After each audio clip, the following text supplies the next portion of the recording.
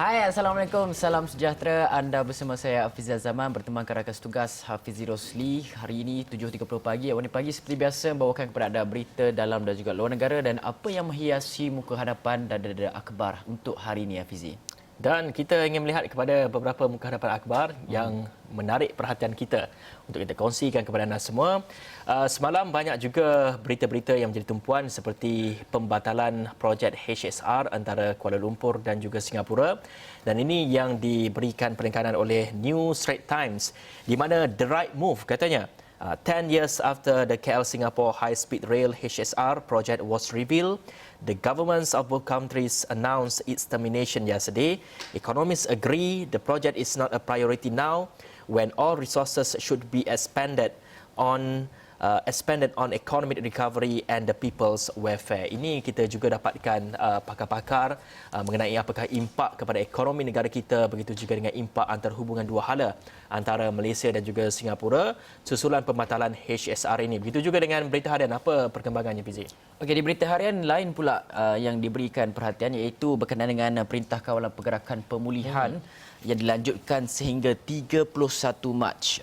PKPP yang dilaksanakan kerajaan di seluruh negara sejak 10 Jun tahun lalu dan dijadualkan tamat kemarin dilanjutkan lagi sehingga 31 Mac. Menteri Kanan Keselamatan Datuk Seri Ismail Sabri Yaakob berkata keputusan itu dibuat berdasarkan penilaian risiko oleh Kementerian Kesihatan Malaysia yang mendapati peningkatan ketara kes COVID-19 di seluruh negara ketika ini dengan kadar penjangkitan yang tinggi. Itu antara perkara yang menjadi perhatian di muka hadapan berita harian. Di The Star pula bagaimana? Dan di The Star masih lagi membincangkan mengenai HSR, 2 tahun negosiasi ataupun rundingan dan juga diskusi telah pun mencapai kata sepakatnya di mana kerajaan Malaysia bersetuju untuk membatalkan projek HSR ini. Begitu juga dengan satu lagi muka hadapan The Star yang saya kira agak besar dia punya ruangannya, menceritakan mengenai perkhidmatan feri di Pulau Pinang yang lebih daripada sebulan yang lalu saya kira telah pun mendapat perhatian daripada warga Pulau Pinang maupun seluruh rakyat Malaysia sendiri yang menyatakan supaya ikonik ataupun simbol kepada Pulau Pinang iaitu feri lama terus digunakan dan sebagainya. Dan ini kita bercakap mengenai perkhidmatan feri laju yang telah pun bermula daripada semalam, telah pun mengambil ataupun telah pun menarik minat ramai orang untuk menaiki feri yang baru itu, di mana katanya mereka hanya memerlukan masa selama 7 minit saja untuk melintasi daripada Tanah Besar menuju ke pulau. Itu masa yang diambil untuk penumpang dengan menaiki bot laju ini, Fizi.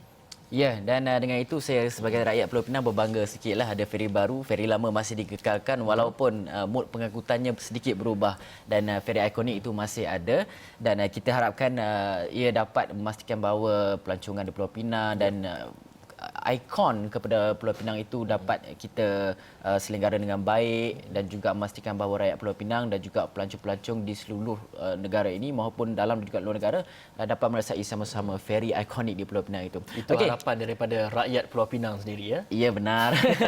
Okey, baik. Kita bercerita berkenaan dengan projek HSR ini yang mana kalau kita lihat pembatalannya ada pelbagai komen-komen diberikan, kenyataan diberikan dan ada juga yang merasakan ia baik untuk dilakukan ketika mana negara berdepan ketidaktentuan ekonomi dan juga krisis COVID-19.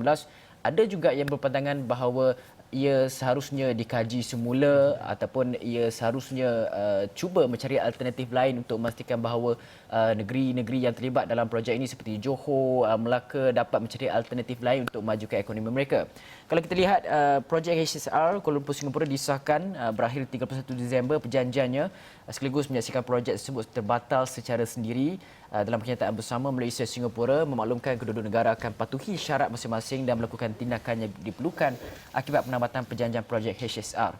Susulan kesan pandemik COVID-19 terhadap ekonomi Malaysia, kerajaan Malaysia telah mencadangkan beberapa perubahan pada projek HSR. Kedua-dua kerajaan telah melakukan beberapa perbincangan mengenai perubahan ini namun gagal mencapai kata sepakat. Kenyataan itu mewakili Perdana Menteri Malaysia Tan Sri Budi Yassin dan juga Perdana Menteri Singapura Lee Hsien Loong. Dalam perkembangan sama, kedua negara menegaskan akan tetap komited menjaga hubungan dua dan hala dan juga kerjasama erat dalam pelbagai bidang termasuk memperkukuh hubungan di antara kedua negara. Itu antara kenyataan awal dikeluarkan. Kemudian kita ada kenyataan daripada Menteri di Jabatan Perdana Menteri Ekonomi Datuk Seri Mustafa Mohamed. Apa ceritanya, Fizi? Dan apa yang dikatakan oleh beliau semalam juga telah pun mengeluarkan satu kenyataan susulan daripada kenyataan bersama daripada Tan Sri Muhyiddin Yassin dan juga Lee Hsien Loong adalah perjanjian dua hala yang ditandatangani pada 2016 tidak lagi berdaya maju. Itu yang ditegaskan oleh Datuk Seri Mustafa Mohamed ataupun kita panggil sebagai Tok Pa ini, di mana terma-terma perjanjian dua hala yang telah pun ditandatangani pada tahun 2016 membabitkan projek kereta api berkelanjutan tinggi HSR Kuala Lumpur Singapura tidak lagi berdaya maju untuk diteruskan Malaysia berikutan penularan pandemik COVID-19. Menurut beliau, ia sekaligus memberi kesan teruk kepada ekonomi serta menjejaskan kedudukan fiskal negara.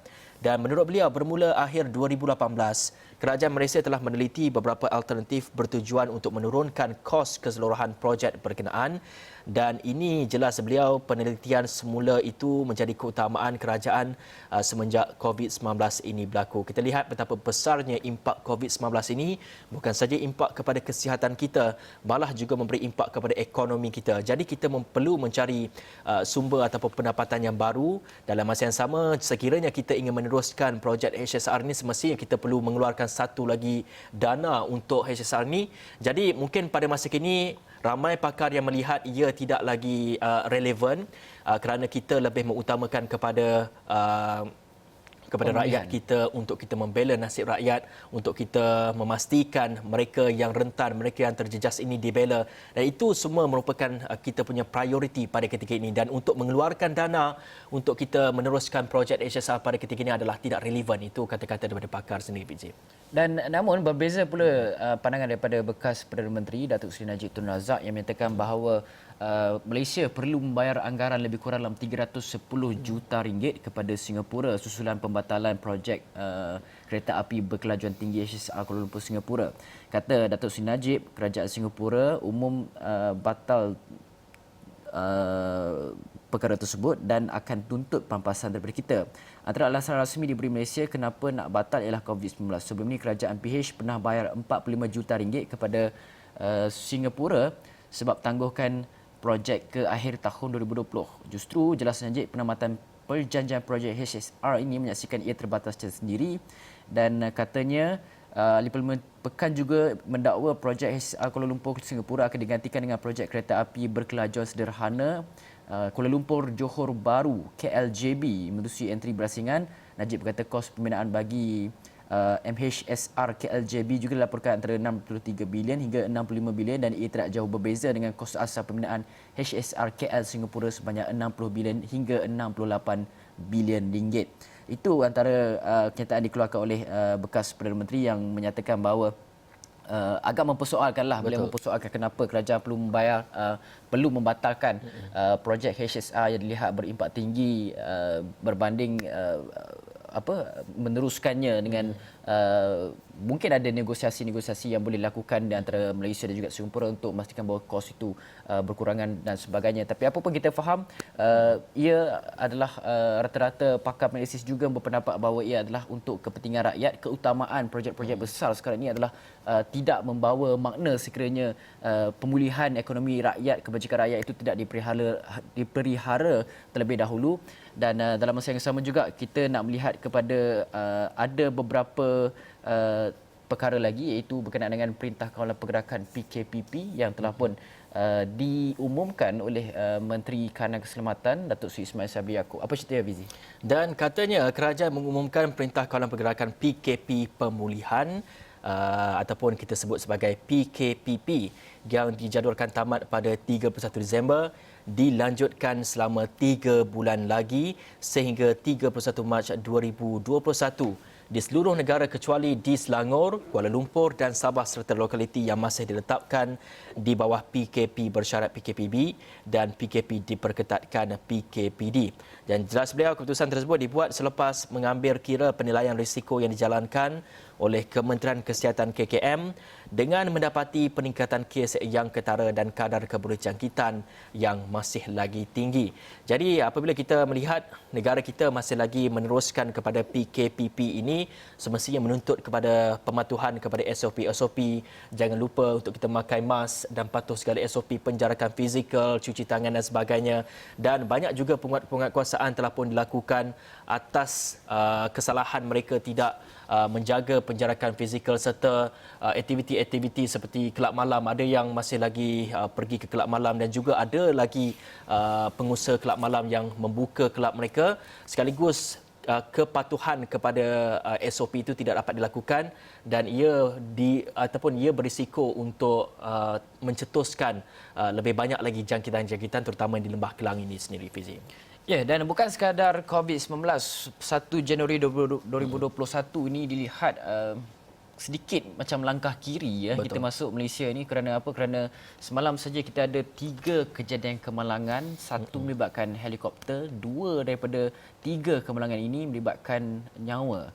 Yang mana kalau kita lihat di Sarawak semalam 9 dipercayai sekeluarga maut selepas sebuah kenderaan pacuan 4 roda terjunam di dalam sungai ketika sedang menunggu di feri di pangkalan feri Triso di dekat Sebuyau dalam satu insiden petang Jumaat.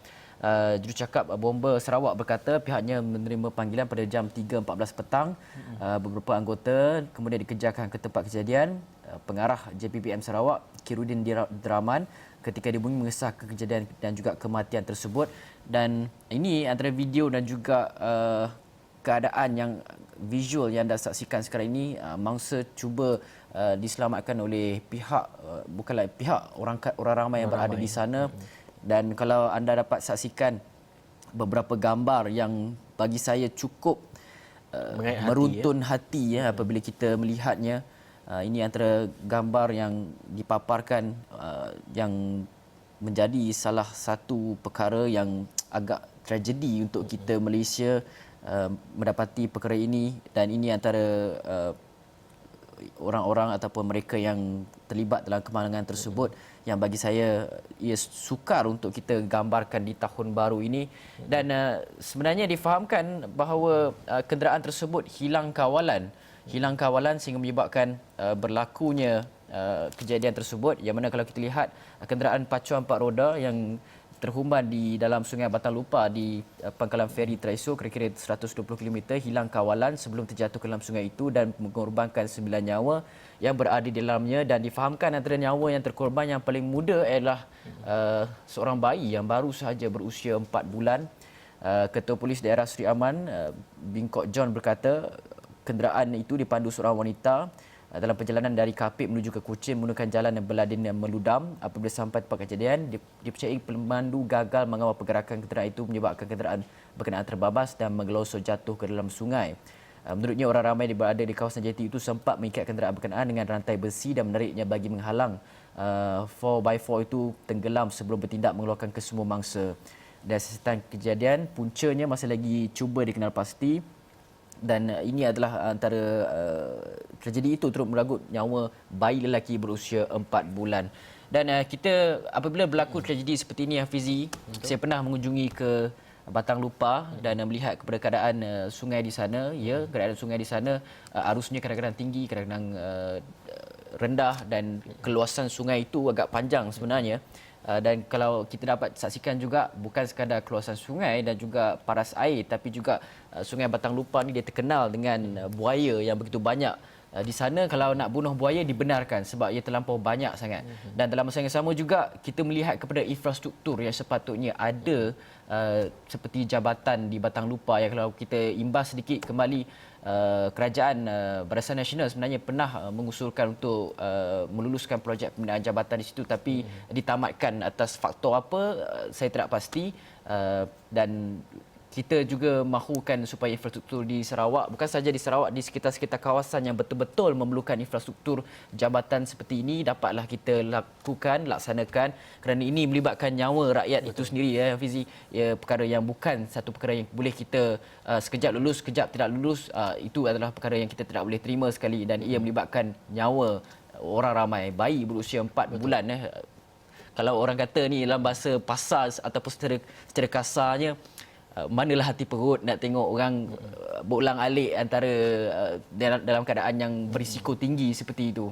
Dan saya kira melihat kepada kejadian yang berlaku semalam ini, Semoga ia menjadi satu pencetus idea kepada kerajaan untuk kerajaan meneliti semula apakah kemudahan-kemudahan yang perlu disediakan di kawasan itu, bagaimana dengan aspek keselamatan mereka ini perlu diperhatikan kerana kita deal atau kita berurusan dengan nyawa, kerana keselamatan ini melibatkan kepada nyawa dan juga mungkin ada yang bakal lagi tercedera dan sebagainya disebabkan mungkin ada kemudahan yang kekurangan di sana. Dan satu lagi kejadian yang boleh saya katakan meruntun hati kita juga semalam ya, iaitu berlaku di Putrajaya di mana peserta payung terjun maut terjatuh di bangunan kementerian di Putrajaya, iaitu melibatkan seorang peserta terjun tapak yang maut selepas dipercayai terjatuh ketika melakukan latihan payung terjun dari bangunan Kementerian Pembangunan Wanita, Keluarga dan Masyarakat di Putrajaya. Dalam kejadian 5.35 petang, Azwan Taharudin 49 bersama 7 lagi penerjun pasukan Perbadanan Putrajaya PPJ sedang melakukan latihan terjunan tapak sepenuh hari wilayah 2021 dan mangsa dikatakan hilang kawalan terhadap payung terjun yang digunakan dan jatuh di sisi bangunan itu. Dan beliau berkata latihan terjun tapak 2021 ini dikelolakan pegawai PPJ dan ia melibatkan pasukan penerjun dari pelbagai agensi termasuk agensi berkenaan. Itu satu lagi pendedahan mengenai kejadian kemalangan di Putrajaya semalam, Fizi. Ya, dan satu lagi adalah berkenaan dengan insiden helikopter sekali lagi terhempas, tapi bernasib baik apabila dua juruterbang dan juga pembantu juruterbangnya berada dalam keadaan selamat dan helikopter tersebut terhempas di pelabuhan Kelang semalam, dan anda boleh saksikan di astronews.com untuk dapatkan maklumat lanjut berkaitan dengan perkara tersebut yang akan kami bawakan kepada anda setiap masa. Dan untuk itu kami akan berhenti dahulu rehat seketika. Kita akan kembali selepas ini dengan berita COVID-19 dan juga PTPTN. Apa ceritanya? Kita tunggu selepas ini.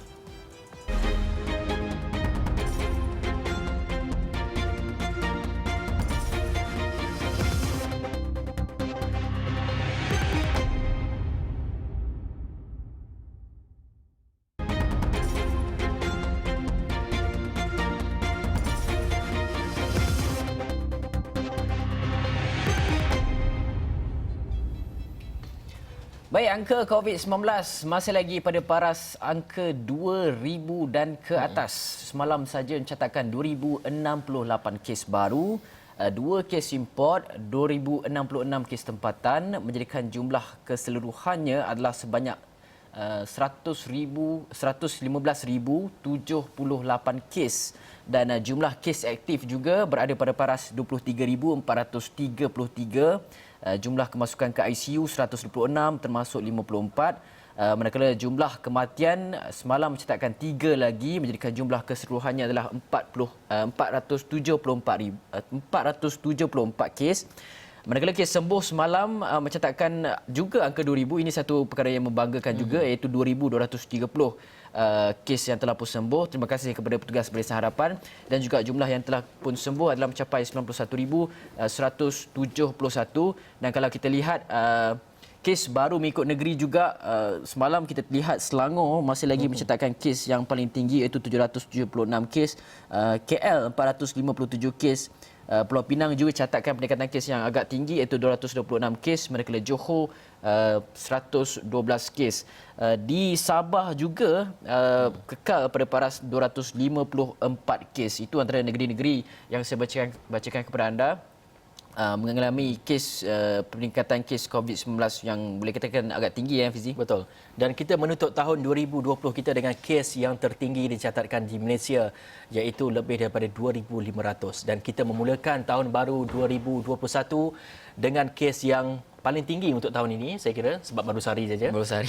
Iaitu melibatkan kepada lebih daripada 2,000 kes juga. Dan semestinya kita perlu mematuhi kepada SOP. Itu sering kali kita ingatkan, dan pematuhan kepada SOP sebenarnya sangat penting. Merupakan vaksin kita pada ketika ini untuk kita mengelak daripada dijangkiti COVID-19. Ya, betul tu. Dan dalam masa yang sama semalam ada juga ini adalah berita baik kepada peminjam PTPTN, yang mana kalau kita lihat sejak daripada bulan Jun yang lepas, kerajaan telah pun melanjutkan pinjaman bayaran balik PTPTN sehinggalah akhir tahun. Dan semalam KPT, Kementerian Pengajian Tinggi, telah pun mengumumkan bahawa 3 bulan lagi akan diberikan kepada peminjam yang layak Jadi Menteri Pengajian Tinggi Datuk Seri Dr. Norini Ahmad menyatakan bahawa kerajaan prihatin menyedari peminjam PTPTN terkesan akibat COVID-19 dan peminjam yang terkesan boleh mengemukakan permohonan melalui portal rasmi PTPTN mulai 5 Januari hingga 31 Mac 2021. Tempoh penangguhan bayaran balik bermula dari bulan permohonan pelanjutan diluluskan. Dan saya kira ini adalah berita baik untuk peminjam-peminjam PTPTN termasuklah saya sendiri kerana dapat lanjutkan lagi ketika mana krisis COVID-19 ini bolehlah kita alihkan duit yang lebihan duit itu kepada perkara-perkara yang lebih bermanfaat. Betul. Makanan ke bantu-bantu orang-orang yang lebih memerlukan pada ketika ini ke itu Macam Fizi mungkin boleh mengalihkan ke tabung untuk perkahwinan pula ya. InsyaAllah Amin. Kita doakan 2021 ni mana Azaman, tahu kan. Okey Fizi, semalam itu cerita ada satu cerita. itu cerita mengenai PTPTN. Jadi satu lagi berita yang mungkin kita biasa dengar tapi macam kita tak tahu modus operandinya bagaimana. Mungkin Fizi dapat perincikan mengenai cerita ni Fizi. Saya Agak macam kita baiklah. agak kelakar juga kalau kita dengar. Tapi ini satu tragedi ya. Ya, ini berita yang orang kata pelik bagi dan kalau siapa yang dengarnya kalau tak gelak tu bukan normal lah. Tapi tak baiklah kita gelak dekat orang kan.